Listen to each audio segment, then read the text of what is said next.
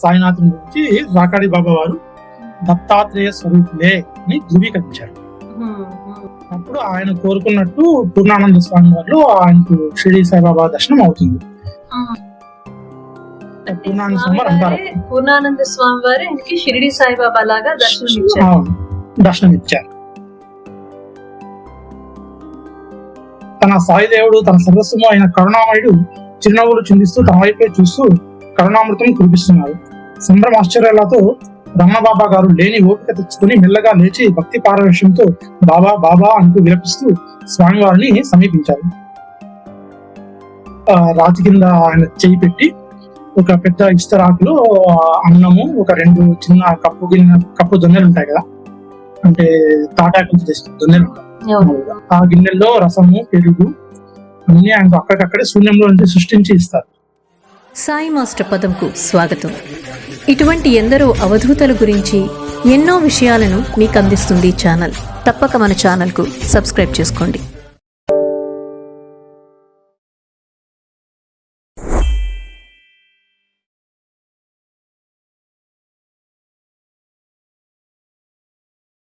అడవిలో ఒక మామిడి చెట్టు కింద ఈయన ఇప్పుడు నైట్ టైమ్స్ ధ్యానం చేస్తుంటారు రాకాడి బాబా. సో అలా వెళ్ళినప్పుడు ఇది తెలుసుకున్న నిత్యానంద భగవాన్ వారు ఆయన స్వయంగా ఒక చిన్న కుటీరం నిర్మిస్తారు రాకాడి బాబా వారికి. ఆ కుటీరం దగ్గరలోనే 3 నీటి కుండాలు ఉన్నాయి.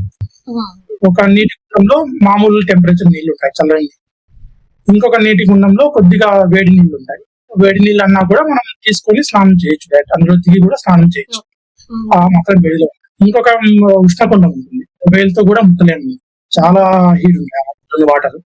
అలా ఉష్ణకుండాలు ఆ 3 కుండాల్ని నిత్యానంద భగవాన్ వారే స్వయంగా క్లీన్ చేసి నీట్ గా చుట్టూ పేరుపోయిన రాళ్ళు, రప్పలు, చెత్తలు ఆయనే క్లీన్ చేస్తారు. నిత్యానంద భగవాన్ వారే క్లీన్ చేసి ఆయనకు స్నానానికి అనుకూలంగా చేస్తారు. ఆ కుటీరం సమీపంలోనే ఒక చిన్న మందిరం నిర్మించి ఒక శివలింగం ప్రతిష్ఠ చేస్తారు. అత్రేశ్వర లింగం అని ఆయన ప్రతిష్ఠ చేసి అక్కడ పెడతారు. ఏదండి ఇంకొకసారి? అత్రేశ్వర లింగం. పూర్వము అత్రి మహాముని అనసూయ మాత ఉన్న ప్రదేశం, వారు నివసించిన ప్రదేశంలోని ఆయన నిత్యానంద భగవాన్ వారు చెప్పారు స్వయంగా. సో రాకాడి బాబా వారు ఉదయం పూటంతా అక్కడ వంటశాలలో వంట చేసి ఇక్కడ రాత్రిళ్ళు ఈ కుటీరంలో ఉండి సాధన చేసుకునేవారు.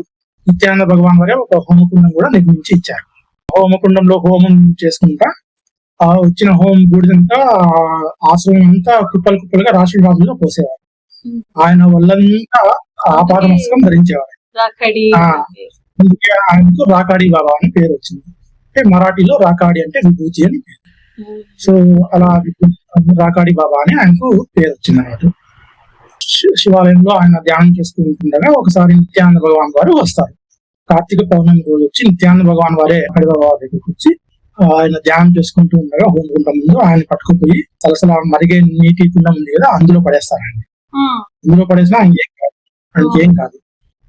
ఆయన పడేసి ఆయనకు స్నానం చేయించి అందులో చెవిలో ఓంకారం చెప్పి, నీకు ఇప్పుడు ఓంకారం నీలో జనించింది కాబట్టి నీ నామం ఇంకా ఓంకారానంద అని నేను నామకరణం చేస్తున్నాను అని చెప్పి ఆయనకు ఓంకారానంద అనే దీక్షానామం ఇస్తారు, సన్యాసనామం. ఆయన కొన్ని రోజులు ఇంకా ఆయన ఏకాంతం కూరేసి రాకాడి బాబా చెప్పుకోకుండా అక్కడికి వెళ్ళిపోతారు. రాజేశ్వరి వెళ్ళిపోయి అక్కడ గుహలో నివాసం ఇచ్చి అక్కడ సమాధి స్థితిలోకి వెళ్ళిపోయి ఆయన అక్కడే ఆత్మసాక్షాత్కారం పొందుతారు. రాజేశ్వరిలోని రాజేశ్వరి కొండల్లోనే ఆత్మసాక్షాత్కారం అవుతుందండి. అయితే ఈ రాకాడి బాబా గారిని గుప్త యోగి అంటారు, అంటే ఆయన ఇంకా సమాధి చెంద. అవునండి, అవును, ఆయన ఇప్పటికీ శరీరంలో ఉన్నారు అని అంటారు. హిమాలయస్ లో ఆయన ఇష్టమైన ప్రాంతం కులు మనాలి, కులు లోయలో ఉంటారు ఎక్కువగా. అంటే ఆ తర్వాత ఎవరికైనా దర్శనం ఇచ్చారా ఇప్పుడు ఈ కాలం? అవునండి, నాకు తెలిసి 2007 సంవత్సరంలో ఒకసారి కేదార్నాథ్ లో ఆయన దర్శనం ఇస్తారు. ఆ కేదార్నాథ్ లో ఉన్నట్టు ఆయన ఫోటో కూడా ఉంది అక్కడ. సూక్ష్మ రూపంలో తిరుగుతూ ఉంటారండి. ఆయన జన్మించింది 1925 ఆ ప్రాంతంలో. సో అప్పుడు ఇప్పుడు ఆయనకు 100 సంవత్సరాల పైన ఉంటాయి. ఇప్పటికీ హిమాలయస్ లో ఉన్నారు అని అంటారు. ఆయన ఇట్లా దేహం చాలించారు అనే వార్త ఇంతవరకు ఎవరు వినలేదు. అది రాకాడి బాబా గురించి క్లుప్తంగా వివరణ. ఈ పూర్ణానంద స్వామి వారిది వీరిది కూడా తమిళనాడే. ఈయనది రాకాడి బాబా తమిళనాడే, పూర్ణానంద స్వామి వారు తమిళనాడే. సో పూర్ణానంద స్వామి వారిది కూడా తమిళనాడులో తిరునల్వేలి అనే ఒక జిల్లా ఉంది. ఆ జిల్లాలో కారయార్ అని ఒక విలేజ్, కారయార్ అని అక్కడ ఒక సద్బ్రాహ్మణ కుటుంబంలో జన్మించారు ఆయన. వారి తండ్రి పేరు సుబ్రహ్మణ్య శాస్త్రి, వారి తల్లి పేరు పర్వతవర్ధిని అని వారి తల్లి పేరు. సుబ్రహ్మణ్య శాస్త్రి గారు కామకామేశ్వరి అని ఒక యాగం చేస్తారు. కామకామేశ్వరి యాగం ఏంటంటే అదే మన పురాణాల్లో వివరించబడిన పుత్తకామేష్టి యాగం. సంవత్సర కాలం పాటు ఎన్నో కష్ట నష్టాలకు వచ్చి ఆయన ఉన్న ఇల్లు కూడా అమ్మేసి ఎంతో కష్టపడి ఆ సంవత్సర కాలం ఆ యాగం చేస్తారు. అప్పుడే ఆ యాగ ఫలంగా 5వ సంతానంగా పూర్ణానంద స్వామిగా జన్మిస్తారు. అలా జన్మించిన తర్వాత ఆయన ఫస్ట్ తండ్రి గారే ఆయనకు ప్రథమ గురువు. చిన్నప్పటి నుంచే అన్ని పురాణ కథలు అన్ని చెప్పుకుంటా తండ్రే వారికి ప్రథమ గురువు అవుతారు. ఆయనకు తెలిసిన మంత్రశాస్త్రము, శాస్త్ర జ్ఞానము మొత్తం అంతా ఆయన దారపోస్తారు. ఈయన ఏ స్థాయికి వెళ్ళింటారంటే చిన్న బాలుడుగా ఉన్నప్పుడే 5వ క్లాసు 6వ క్లాసు అలా చదివేటప్పటికే ఈయనకు ఆయన శాస్త్ర జ్ఞానం మొత్తం దారిపోసారు. పూర్ణానంద స్వామి వారికి మంత్రశాస్త్రాలు, మంత్రాలు ఆ చిన్న వయసులోనే ఆయనతో జపం చేయించేది, కొన్ని లక్షలు ఇలా జపం చేయించేసి ఇప్పటికే కావాల్సిన అన్ని ఇచ్చేస్తారు. సో ఒకసారి 5వ క్లాస్ లో వాళ్ళ స్కూల్ హెడ్ మాస్టర్ ఒక యాగం చేయాలని సంకల్పిస్తారు స్కూల్లో.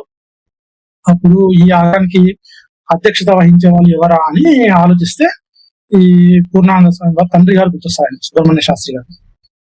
ఆయన దగ్గరికి వెళ్ళి అడిగితే ఆయన అప్పుడు ఒక దీక్షలో ఉంటారు.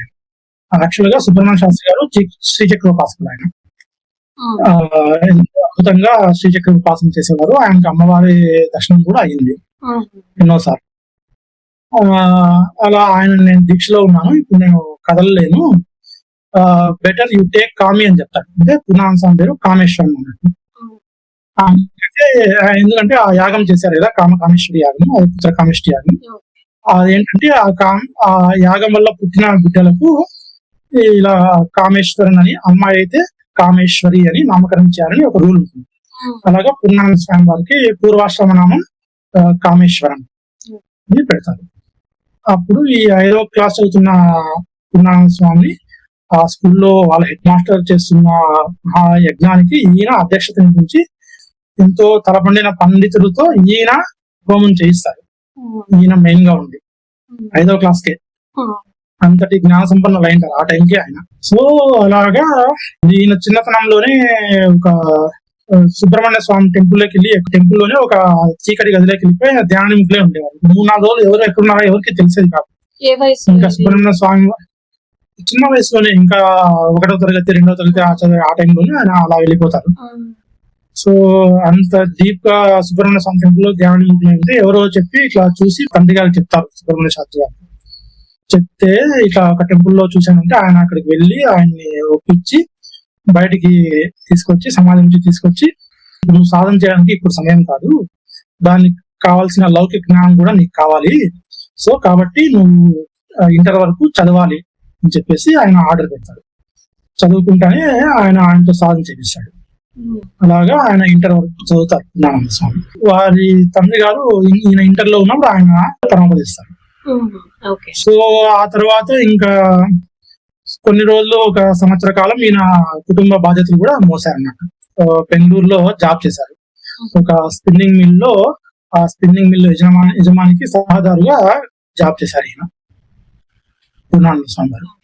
సో అలా చేస్తుండగా కొన్ని రోజులు, 1 సంవత్సర కాలం చేస్తారు. ఈ బెంగళూరులోనే స్వామివారికి ఒకసారి నడుచుకుంటూ వెళ్తా ఉంటే అనుకోకుండా ఆకాశంలో ఒక అందనంత ఎత్తులో ఒక జ్యోతి దర్శనం అవుతుంది.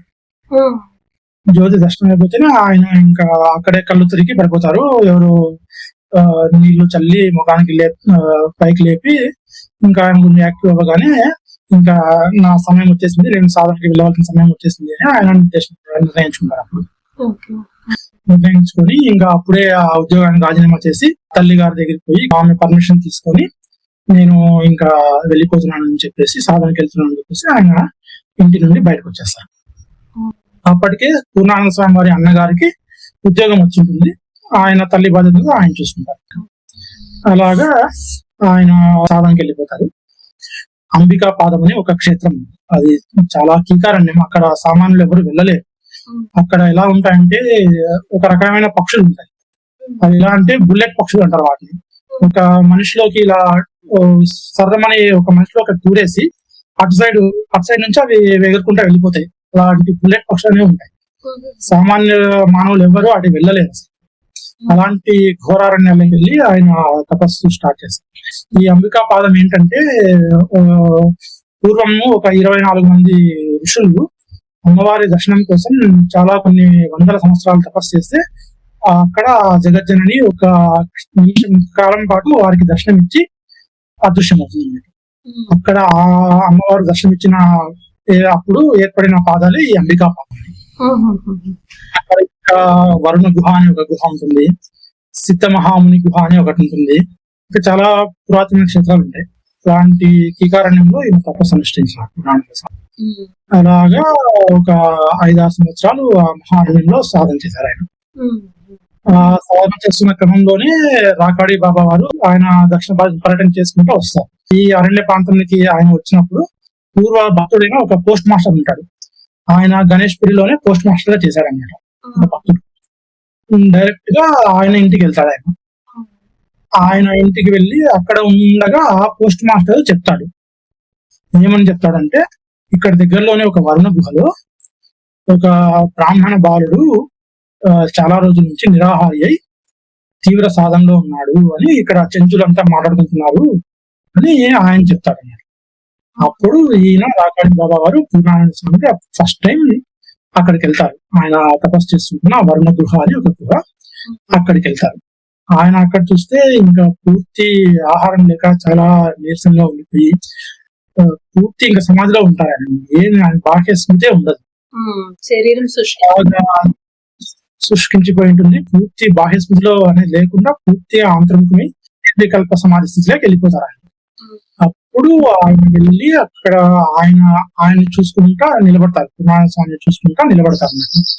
నిలబడుతుంది ఆయనకు అప్పుడు బాహ్య స్మృతి వస్తుంది. ఆయన భూమధ్యంలో ఒక దివ్య జ్యోతి వెలిగి అప్పుడు నిదానంగా ఆయనకు బాహ్య స్మృతి వస్తుంది. ఆయన ఇద్దరు ఒక కొన్ని నిమిషాలు అలా చూసుకుంటా ఉండిపోతారు. అప్పుడు పూర్ణానంద స్వామి వారు ఆసనం మీద నుంచి లేచి వచ్చి కిందకు వచ్చి నిలబడితే అంతవరకు కూర్చున్న ఆసనంకి రాకాడి బాబా వారు వెళ్ళి కూర్చుంటారు. ఆవిడ బ్రాహ్మణ బాలుడు అయింది, ఇలా నిరాహారంగా ఇన్ని ఏళ్ళు సాధన చేస్తున్నావు, నీకు భయం అనిపిగా శివ ఆకలి వేయదా అంటే ఆయన అప్పుడు చెప్తాడు, పూర్ణత్వానికై నాకు ఆకలి చాలా అవుతుంది, ఆ పూర్ణత్వం పొందాలనే ఆకలే నాకు ఆకలి, వేరే ఆకలి ఏం లేదు అని చెప్తే ఆయన ఇదే శివ నిజమైన తపస్సు, రోగాలు వచ్చి మంచాన పడి మరణించడం కంటే ఇలా తపో అగ్నిలో మనం భస్మం అయిపోవడమే చాలా మంచిది అని చెప్పి ఆయన ఇంకా ఎంకరేజ్ చేస్తారు. యాక్చువల్గా ఆయన అందరినీ శివ శివ అని సంబోధిస్తారు. నీకేమైనా ఇవ్వమంటావా శివ అంటే మీరు ఎలా అనుగ్రహించినా నాకు సంతోషమే అని చెప్తారు. ఆయన అప్పటికప్పుడు ఆయన రాతి కింద ఆయన చేయి పెట్టి ఒక పెద్ద ఇస్తరాకులో అన్నము, ఒక 2 చిన్న కప్పు దొన్నెలు ఉంటాయి కదా, అంటే తాటాకులతో చేసిన దొన్నెలు ఉంటాయి, ఆ గిన్నెల్లో రసము పెరుగు అన్ని ఆయనకు అక్కడికక్కడే శూన్యంలో నుంచి సృష్టించి ఇస్తారు. ఆయన తినబోతుంటే మీకు సమర్పించకుండా నేను ఎలా తిన్నామంటే, అన్నం సృష్టించి ఇచ్చిన వారికి నువ్వేమైనా ఇవ్వగలను అనుకుంటున్నావా, ఆయనే ఆహారము, నువ్వు నిస్సంకోచంగా తిని శివ అని చెప్తే ఆయన అప్పుడు తింటారు అన్నట్టు. సూరముత్తు అయ్యనార్ అనేది ఒక ఫేమస్ టెంపుల్ అన్నట్టు ఆ ప్రాంతంలో. ఆ టెంపుల్ బాబా వారు ఉంటారు. అలాగా గురు శిష్యులు ఇద్దరు అక్కడ ఉండి ఈయనకు రకరకాల ఆయన సాధన చేయించి ఈయన ఆత్మసాక్షాత్కారం అయినంత వరకు ఈయన ఏంటంటే ఉండి నడిపిస్తారు రాకాడి బాబా వారు. ఇప్పుడు ఇలాగా సాధన అంతా అయిపోయినాక ఒకసారి వీళ్ళు మళ్ళీ ఇక్కడ రాకాడి బాబా ఆశ్రమానికి వస్తారు, గణేష్ పురికి వస్తారు. పూర్ణానంద స్వామిని పిలుచుకొని వస్తారు గణేష్ పురికి. అక్కడ కొన్ని రోజులు రాకాడి బాబా గారు గణేష్ పురికి వస్తారు. రాగానే అక్కడ ఆయన కొన్ని రోజులు అక్కడ ఉంచుకొని ఇంకా శిష్యునికి వీడ్కోలు చెప్పాలి, ఆయన్ని సమాజంలోకి వదలాలి, ఇంకా ఆయనకి వీడ్కోలు చెప్తూ అప్పుడు ఆ మాట చెప్తారు, మీరు ఫస్ట్ దత్తాత్రేయ స్వరూపులైన శ్రీ సాయినాథుని దర్శించుకుని అక్కడి నుంచి మీ అంతరాత్మ ప్రబోధం ప్రకారం మీకు నచ్చిన చోట స్థిరపడి అవతార కార్యం కొనసాగించు అని చెప్తారు. అది ఒకసారి చదివి వినిపిస్తారా? స్వార్థరహితులైన సద్గురువులు తమ ప్రియ శిష్యుల్ని తమ సేవల నిమిత్తం తమ వద్దనే ఉంచుకోకుండా లోక కళ్యాణార్థం వారిని విడుదల చేస్తారు. బాబా వారు కూడా అలానే చేశారు. 1969 సంవత్సరం జనవరి మాసంలో తమ ఆశ్రమం నుండి శిష్యునికి వీడ్కోలు పలకాలని నిశ్చయించుకున్నారు. చెప్పవలసిన హితోక్తులన్నీ శిష్యునికి చెప్పారు. క్రూరమైన అడవి మృగాలు, విషనాగులు నివసించే అరణ్యాల కంటే పయోమిక విషకుంభాల్లాంటి మానవులు నివసించే జనారణ్యాలే మహాప్రమాదకరమని తగు జాగ్రత్తలతో ఉండాలని సూచించారు. ప్రియాతి ప్రియమైన తమ శిష్యుణ్ణి బాహ్య ప్రపంచంలోకి పంపుతూ గురుకృప నిన్ను సర్వదా కంటికి రెప్పలా కాపాడగలదని అభయం ఇచ్చారు. శివ, మరొక్క మాట. ఒకసారి పరుసవేది స్పర్శచే పసిడిగా మారిన ఇనుము మట్టిలో పూడ్చిన పెట్టెలో పెట్టినా అది పసిడిగానే ఉంటుంది. అలాగే భక్తి జ్ఞానములో బడిసి బ్రహ్మ సాక్షాత్కారం పొందిన వ్యక్తి ఎన్నటికీ తప్పటడుగు వేజారని.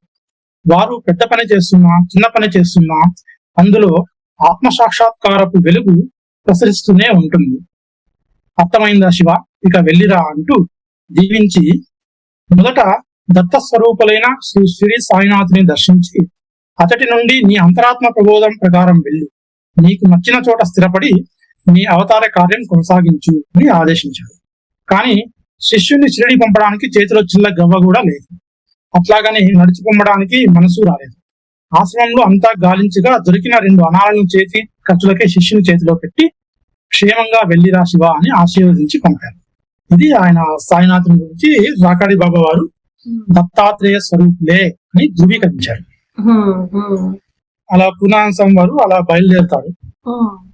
బయలుదేరుతా ఉంటే పక్కన ఉండే రాకాడి బాబా మిత్రుడు ఇంకొక అంటాడు, ఇగో మా పూర్ణానంద వెళ్ళిపోతున్నాడు అని బాధపడితే అప్పుడు రాకాడి బాబా వారు చూపిస్తారు అన్నట్టు, పూర్ణానంద వెళ్ళిపోవడం లేదు, ఇక్కడ వస్తున్నాడు అని చెప్పి ఆయన ఆనంద బాష్పాలు చూపిస్తాడు. షిరిడి చేరుకుంటారు. ఒకసారి షిరిడి చేరుకున్నాక అది చదివి వినిపిస్తాను చూడండి. ఆ సాయంకాలం స్వామివారు సాయినాథుల సందర్శనానికి సమాధి మందిరానికి చేరుకొని సాయినాథుడినే తదేకంగా తిరిగిస్తున్నారు. సర్వజ్ఞులైన సాయినాథునికి స్వామీజీకి పరస్పరం తెలియనిదేమున్నది. స్వామీజీ ఎవరో, తమ గురుదేవుల అనుమతితో ఏ సత్సంకల్పంతో తమ దర్బారుకి ఇప్పుడు తరలి వచ్చారో సర్వము తెలుసు కాబట్టే స్వామీజీని తనదైన శైలిలో సముచితంగా సత్కరించగలిగారు సాయినాథుడు. సాయిదేవుని సంకల్ప ఫలితమా అన్నట్లు భక్తులెవరో సాయినాథుని విగ్రహానికి వేస్తున్న పూలమాల చిత్రంగా అందరూ చూస్తుండగా అలా ఎగిరి వచ్చి అవతార పురుషులైన స్వామీజీ వారి కంఠసీమను అలంకరించింది.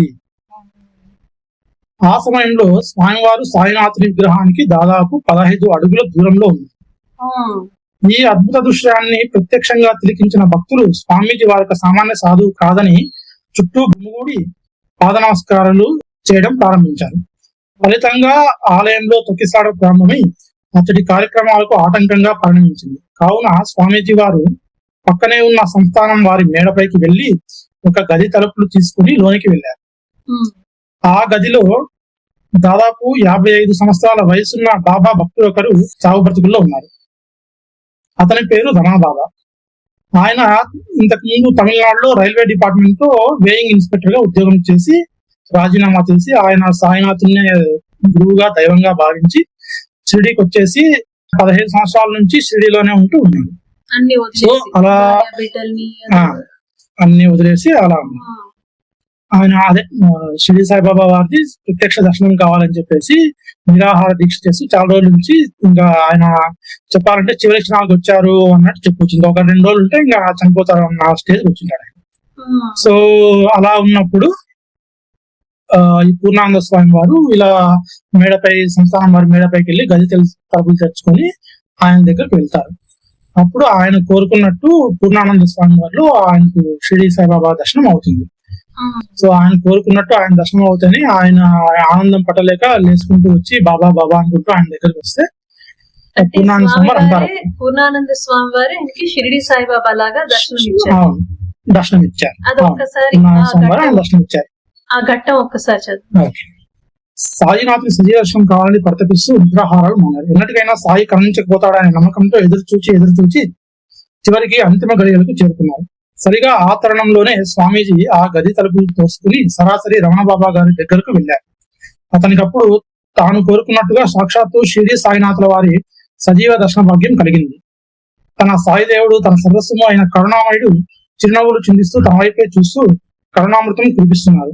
సంభ్రమాశ్చర్యాలతో రమణ బాబా గారు లేని ఓపిక తెచ్చుకుని మెల్లగా లేచి భక్తి పారవేశంతో బాబా బాబా అంటూ విలపిస్తూ స్వామివారిని సమీపించారు.